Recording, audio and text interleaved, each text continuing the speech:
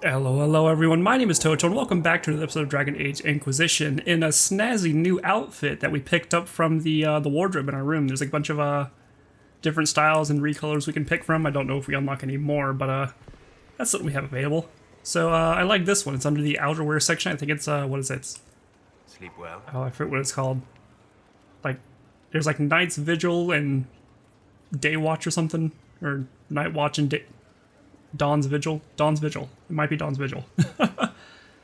We're gonna continue with talking to Solus, because I forgot he probably had more things to do before we end the episode, so... Talking about the dream we just had. I've never done anything like that before. Do you regularly talk to people in dreams? No. Consider that one more rule you have effortlessly broken in your rise to power. I had no idea that the anchor would allow you to dream with such focus. It is truly remarkable. But I am reasonably certain we are awake now. And if you wish to discuss anything, I would enjoy talking. I'd like to hear more about what you saw in your exploration of the Fade. I would be happy to share it with you. Tell me about the old ruins you explored. I found the ruin of Barandur, a lost Tevinter city buried deep beneath a dead and barren wasteland. Volcanic ash had sealed it tight.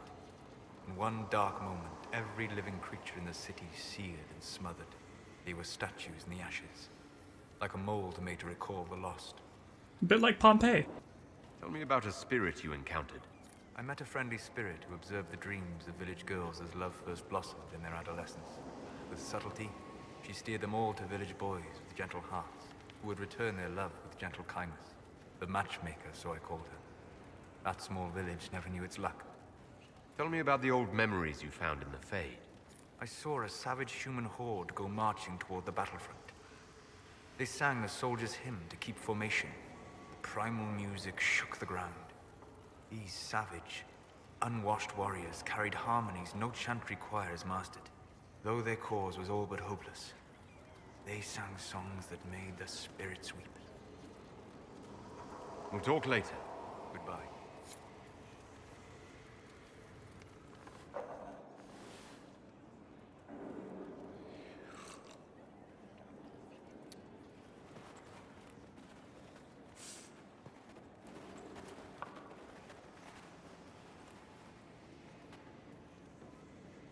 Something wrong with your tea?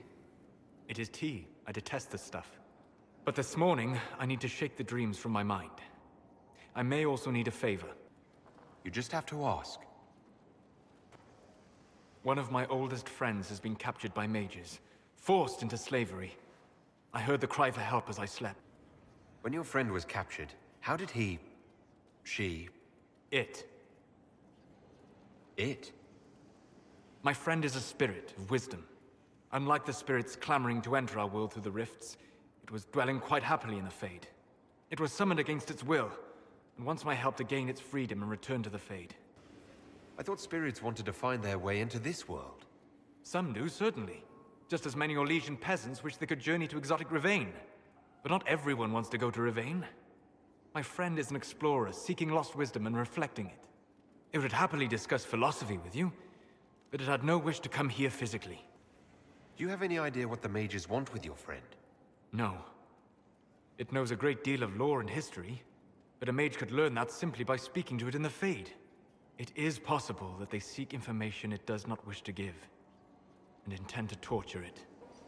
All right. Let's go get your friend. Thank you. I got a sense of my friend's location before I awoke. I'll mark it on our map. Interesting. My friend. Anything else you have? I'd be interested in hearing your opinions on elven culture. I thought you would be more interested in sharing your opinions of elven culture. You are Dalish, are you not? What's your problem with Dalish? Allergic to Hulla? They are children acting out stories misheard and repeated wrongly 1,000 times. Oh, but you know the truth, right? While they pass on stories, mangling details, I walk the Fade. I have seen things they have not. The Dalish are trying to restore elven history. If you know something new, share it. Would your clan listen to what I had learned in my studies? My travels? Or would they mock the Flatir and his stories and go back to their ruins? At least you were asking. That is something. I will answer as I can. Again, I didn't mean that to come off as... Okay. Is the magic they teach in the Circle different from the magic I learned with my people? No and yes. Magic is magic, just as water is water, but it can be used in different ways. Dalish magic is more practical, not needing chantry approval, although they still frown on blood magic. Superstition. Much of it is more subtle. A legacy from when elves were immortal. Legends of elven immortality. Did they use magic to increase their lifespan? No. It was simply part of being elven. The subtle beauty of their magic was the effect, not the cause of their nature.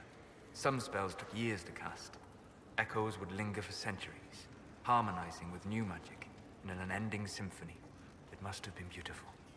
You said that the censure against blood magic was a superstition. I did. It's fortunate Cassandra is not within earshot. Most modern cultures forbid blood magic. Publicly, even Devinter disapproves of it. But as I said, magic is magic. It matters only in how it is used. I'd be interested in learning more about blood magic. I would teach you if I knew it. Unfortunately, using blood magic seems to make it more difficult to enter the Fade. You understand why I never bothered to learn it.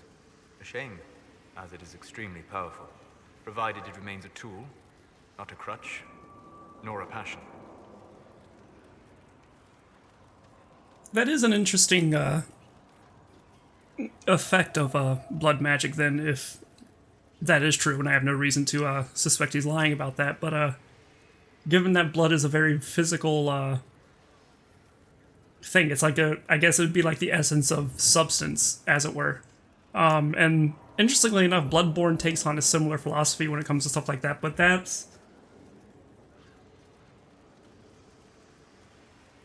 that focusing on the physical world prevents you from entering the Fade is, I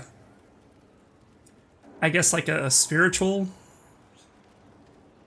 There's something there. I don't know how to articulate it, but it's an interesting dichotomy, maybe? What can you tell me about elves living in human cities? The culture in alienages or among the slaves of Devinter is like any of the impoverished and powerless. They cling to memories of a better past, and practice a few rituals to distinguish themselves from humans. I'd like to know more about the elves from before our time. The Dalish strive to remember Hallam Sharal, but Hallam Sharal was merely a fumbling attempt to recreate a forgotten land. Arlathan. Elvanan was the empire, and Arlathan its greatest city. Place of magic and beauty, lost to time. You've studied ancient elves. What else do you know of Arlathan? We hear stories of them living in trees, and imagine wooden ramps or Dalish aerovels. Imagine instead spires of crystal twining through the branches, palaces floating among the clouds. Imagine beings who lived forever, for whom magic was as natural as breathing. That is what was lost. Are all Dalish elves like my clan? No. Your clan was unique in having enough interest in human affairs to send you to spy upon the Divine's meeting. As your clans have been separate for so long, they have all changed, adapting to the lands in which they live. Some are no more than bandits. Others trade freely with humans. And some have disappeared entirely into the forests. Oh, that's interesting. I don't think it was ever addressed as to why I was at the Conclave. I assumed I was just like some soldier, maybe like a temple servant, but if I was apparently sent there to spy on it, then sure. We'll talk later. Goodbye.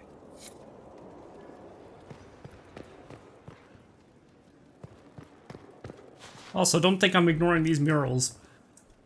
They're not complete yet. I'm already seeing some things. I'm a little bit worried about the wolves in this one thing, because as far as I can tell, this would be the opening of the breach, I guess.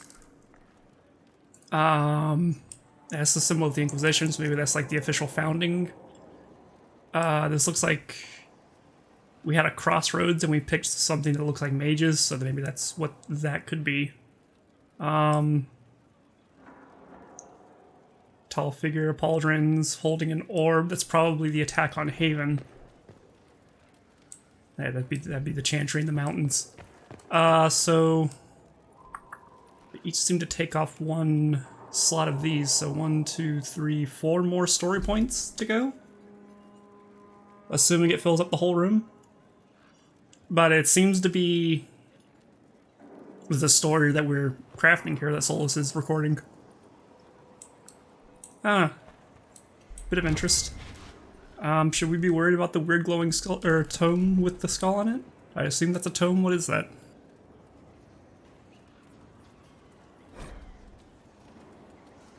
Request for resources in the Fade. Regarding your request, as noted, partner of the Inquisition, Lady Montelier has ensured our contacts are quick to reply.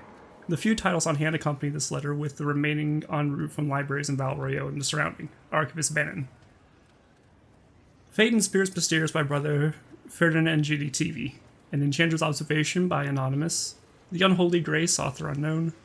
On Silver Chords by First Enchanter Irving. Irving!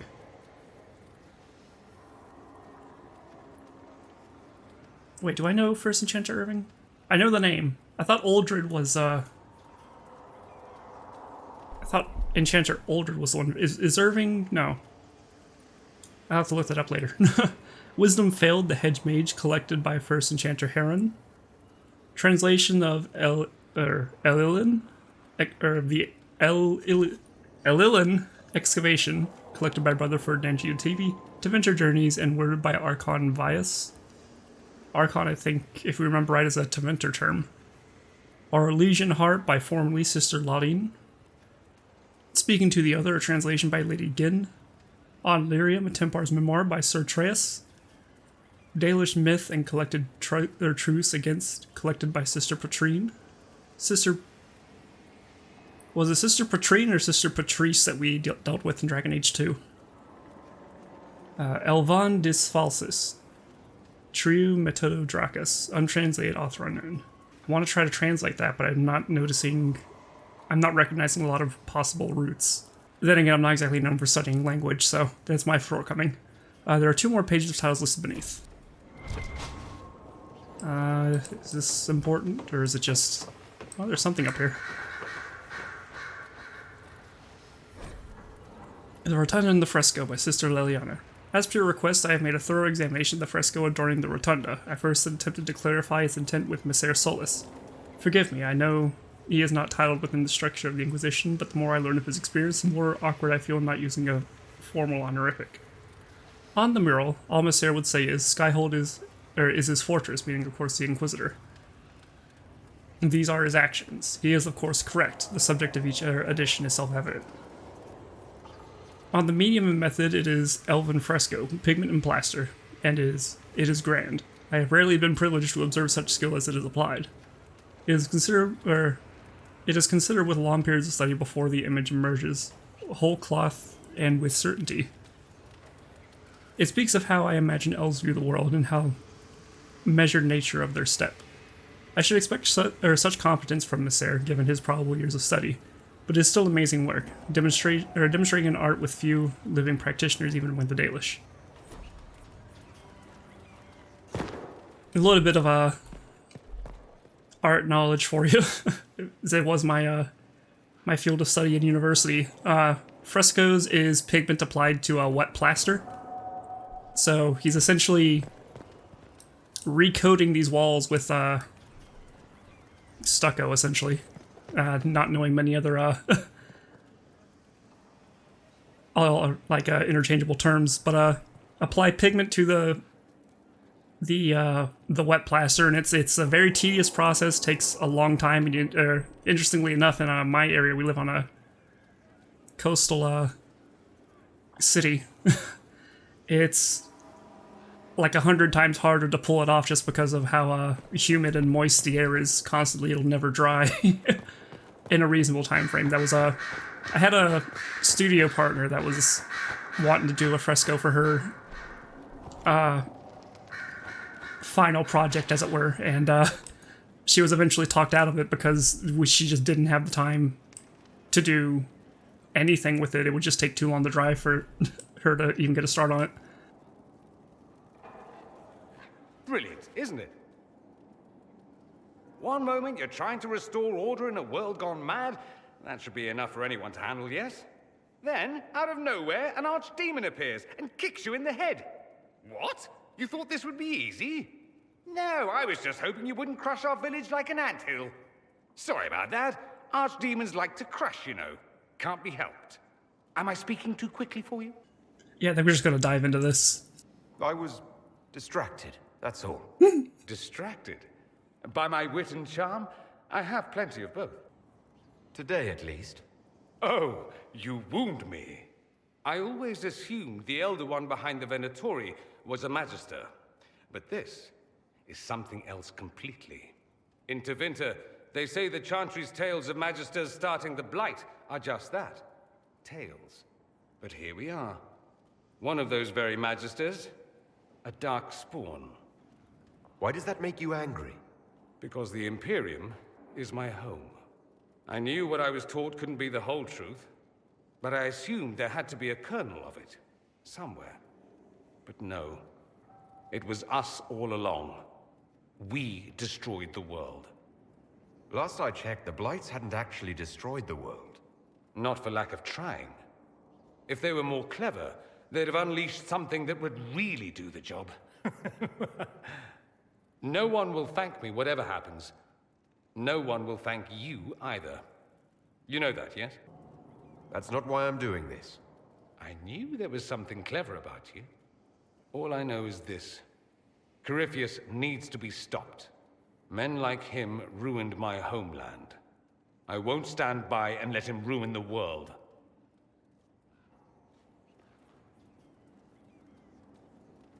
Oh, and congratulations on that whole leading the Inquisition thing, by the way.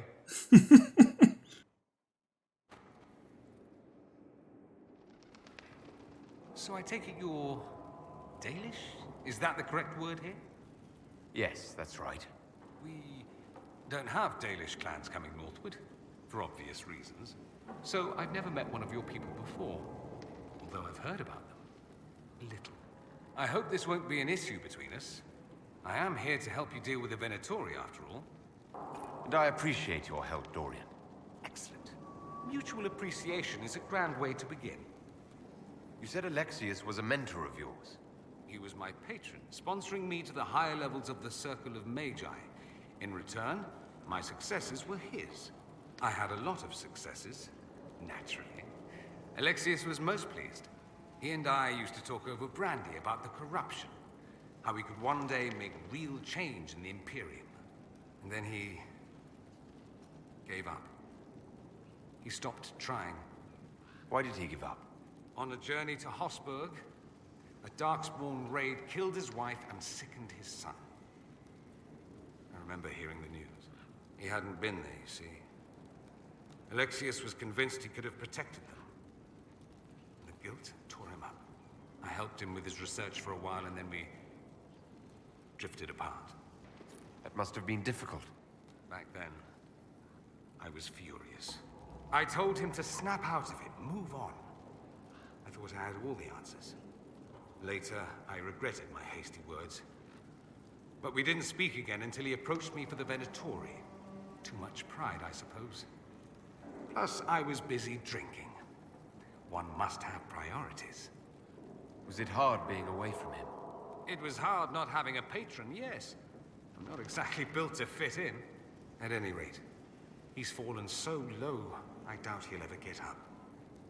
Sad, really. I should go. Try not to die. I would notice you were gone. I could watch you roam Skyhold all day. Here and there you run, checking in on your followers. Why don't they come to you, feed you grapes, rub your shoulders? I suppose it's more fun this way. For me, I mean. You're rather strapping. I've noticed you're rather strapping yourself. Of course you have. That only takes eyes. Luckily, I have those. You do. A rather fetching pair. At any rate, you didn't pass by to hear me fawn. Something on your mind? Oh no, I did. I should go. Here I thought we were just getting to the good part. Oh, you're a delight. Fiona. Greetings, Inquisitor. That is your title now, yes? I should thank you. The way things ended in Redcliffe, you could have demanded anything you wished. Yet you chose to make us equal partners. I was not expecting that. You rebelled for good reason. I knew you, of all people, would understand.